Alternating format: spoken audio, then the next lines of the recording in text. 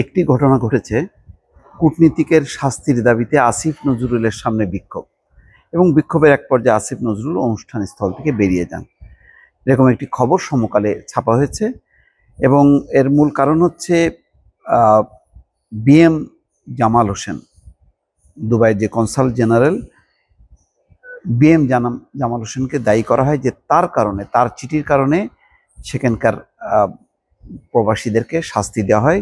যখন তারা জুলাই গণঅভ্যুত্থানের সমর্থনে সেখানে মিছিল করেছে, তখন বিএম জামাল হোসেন আমিরাত সরকারকে অনুরোধ করে যে যারা বিক্ষোভ করেছে তারা দেশের ভাবমূর্তি নষ্ট করছে, এরা চক্রান্তকারী, ষড়যন্ত্রকারী, দেশদ্রোহী, তাদেরকে গ্রেপ্তার করা হোক।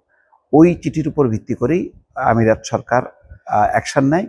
এমন একটি বক্তব্য প্রবাসীদের পক্ষ থেকে এসছে এবং সেই দাবিতে তারা বিক্ষোভ করেছে এবং আসিফ নজরুলের সামনে সেটি উপস্থাপন করেছে। আসিফ নজরুল বলেছে বিষয়টি তারা তদন্ত করবেন, কিন্তু তারপরও তারা বিক্ষুব্ধ ছিল এবং এক পর্যায়ে আসিফ নজরুল সেই অনুষ্ঠান স্থল ত্যাগ করেন। এই ধরনের একটি খবর সমকালে ছাপা হয়েছে। সেখানে বলা হচ্ছে ছাত্র জনতার অভ্যুত্থানের সমর্থনে মিছিল সমাবেশ করে সংযুক্ত আরব আমিরাতে দণ্ডিতরা সেই সময়ের বাংলাদেশি দূতাবাসের কর্মকর্তাদের শাস্তি চেয়েছেন।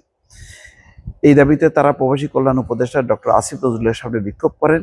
এক পর্যায়ে উপদেষ্টা অনুষ্ঠান স্থল ত্যাগ করেন। গণঅভ্যুত্থানের সমর্থনে বিক্ষোভ করায় গত জুলাই আমিরাতে অন্তত 188 বাংলাদেশিকে যাবজ্জীবন সহ বিভিন্ন মেয়াদে সাজা দেন দেশটির আদালত।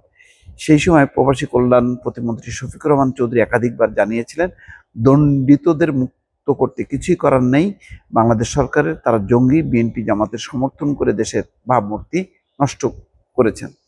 সংবাদ মাধ্যমের একই ভাষ্য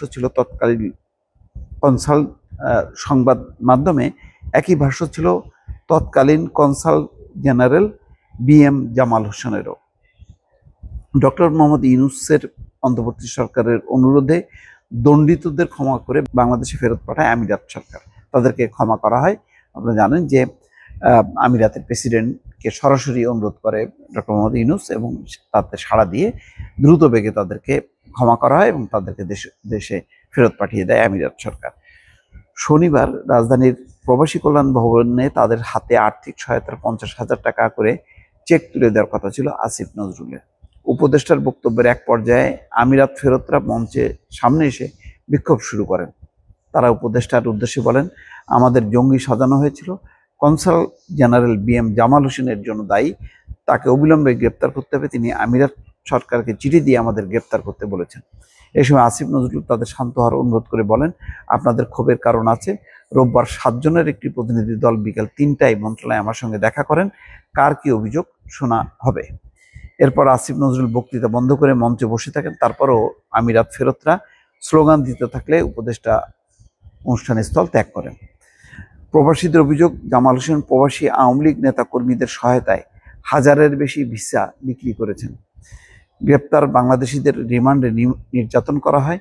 অনুষ্ঠান স্থল ত্যাগের আগে আসিফ নজরুল বলেন, কোনো দূতাবাসের কর্মকর্তার আচরণ ছিল শত্রু ভাবাপন্ন। সুনির্দিষ্ট অভিযোগ দিলে পররাষ্ট্র মন্ত্রণালয়ে পাঠানো হবে তদন্তে। উপদেষ্টা বলেন, প্রবাসীরা দেশের সম্পদ, তারাই ভিআইপি।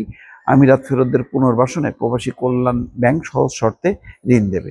যাই হোক, একটা ক্ষোভের কারণ যথার্থ, যেটা আসিফ নজরুল তিনি লক্ষ্য করলেন কাছ থেকে, এবং এটি তারও জানা আছে। যদিও তিনি বিরক্ত হয়েছেন, হয়তো সেই কারণে অনুষ্ঠান স্থল ত্যাগ করেছেন, কিন্তু এই ব্যাপারটি নিশ্চয়ই উপদেষ্টা দেখবেন এবং পররাষ্ট্র মন্ত্রণালয়কে জানাবেন, এটি প্রত্যাশা করা যায়। দর্শক ভালো থাকবেন, আল্লাহ হাফেজ।